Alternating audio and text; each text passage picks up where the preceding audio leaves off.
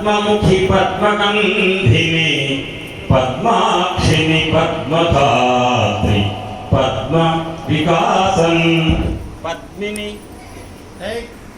పద్మముఖి పద్మగంధిని పద్మాక్షిని పద్మధాత్రి పద్మ వికాసం పద్మిని పద్మ నివాసిని పద్మప్రియ పద్మనాభ పత్నిని కొలుతుం అని ఆ లక్ష్మి మహాలక్ష్మి అమ్మవారి పాదారవిందకు నమస్కరిస్తూ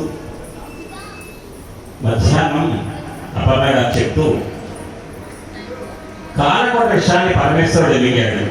మింగమని అనుమతించింది పార్వతి. చక్కగా ఉన్న మాట కొత్త కోణంలో చెప్పారంటే ఎందుకు మింగాడమ్మా పార్వతిని ఎందుకు అనుమతించిందంటే మృంగటి వాడు విభండని మృంగటి దియుగరళమనియు మేలని ప్రజకున్ మృంగుమని సర్వమంగళ మంగళ సూత్రములెంత మది నమ్మినదో అని సుఖమహర్షి సమాధానం చెప్పాడు. అక్కడ మంగళసూత్రాన్ని నమ్మింది పార్వతీదేవి అంటే మంగళసూత్రం అంటే ఇది అనుకోకండి. సూత్రము అంటే మ్యాథమెటిక్స్ లో ప్రిన్సిపల్స్ ఉంటాయి కదా, లెక్కల సూత్రాలు, అటువంటి సూత్రం అట. ఏ సూత్రం? లోకంలో ఉన్న సకల జీవుల యొక్క భద్రం అనేటువంటి మంగళం అనేటువంటి సూత్రం అట అమ్మకుంది. అది ఒకటే సూత్రం అట అమ్మకుంది. ఏంటంటే లోకంలో ఉన్న జీవులంతా కూడా సుభిక్షంగా ఉండాలి అంటే అడ్డంగా ఉన్న కాలకోట విషయాన్ని తన భర్త మింగితే లోకంలో ఉన్న జీవులంతా కూడా సుభిక్షంగా ఉంటారని జగన్మాత ఆశించి తన భర్తను మింగమన్నదట అని చెప్పారు. దానికి సమర్థిస్తే విపద్యంతే విశ్వే విధి శతముఖ ముఖాద్యాది విషదః కరాళం యక్షేళం కబలితవతః కాలకలనా శంభోస్తన్మూలం తవ జనని తాటంక మహిమా అన్నారు శంకరాచార్యులు వారు. ఆ శ్లోకం అర్థం ఏంటంటే అమ్మా నువ్వు కాలకోట విషయాన్ని భర్తని మింగమన్నావు, ఆయన మింగినా కూడా ఆయన ఏమీ కాలే. కానీ ఒక్కటి గుర్తు పెట్టుకోండి, బ్రహ్మాది దేవతలంతా కూడా అమృతాన్ని సేవించారు. అమృతం సేవిస్తే ఏంటి? ప్రాణం లేదు, ముసల్తనం రాదు. కానీ వాళ్ళకి ముసల్తనం యొక్క ప్రాణాలు పోయినాయి. ఎప్పుడు? బ్రహ్మగారి కల్పం కాగానే ఆయన ప్రాణం పోతుంది. కానీ ఏ విషము తినకుండా, ఏ అమృతం తినకుండా ఒక విషమే తిన్నాడండి శివుడు, ఆయన మాత్రం పోలేదట. ఆయన ఎప్పటికీ ఉంటాడు, సనాతనం అట. అది చెప్పారు శంకరాచార్య వారు. అంటే బ్రతికి ఉండాలి ఎప్పటికీ అనే ఉద్దేశంతో అమృతం తీసుకున్న బ్రహ్మాది దేవతలేమో కాలంలో కలిసిపోయారు.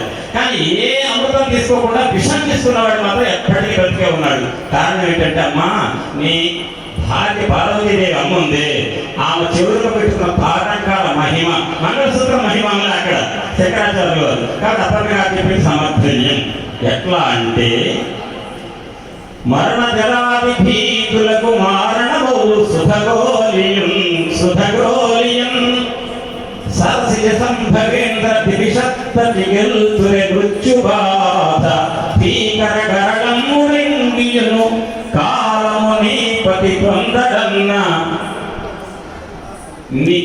కాలము నీపతి పొందడన్న.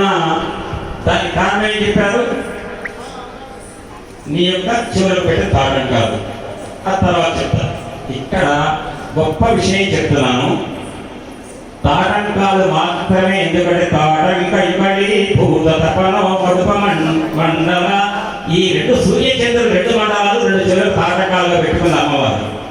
తన భక్తకు ప్రాణానికి హాని లేదు అని ఎట్లా చెప్తున్నారు అంటే తత్వం ప్రకారం ఈ లోకంలో కాలంతో పాటు శరీరంలో మార్పులు వచ్చి 70 ఏళ్ళకు 80 ఏళ్ళకు 90 ఏళ్ళకు ముడతలు వచ్చి శరీరం శిథిలం అవుతుంది. కానీ అట్టకనకైతే ఇంకా చెప్పాను కదా కాలకలన. కానీ శివుడికి కాలకాలం లేదట. అంటే కాలం గడుస్తూ ఉంటే కాలంతో పాటు శరీరంలో మార్పులు లేవు, ఆయనకి మరణం లేదు.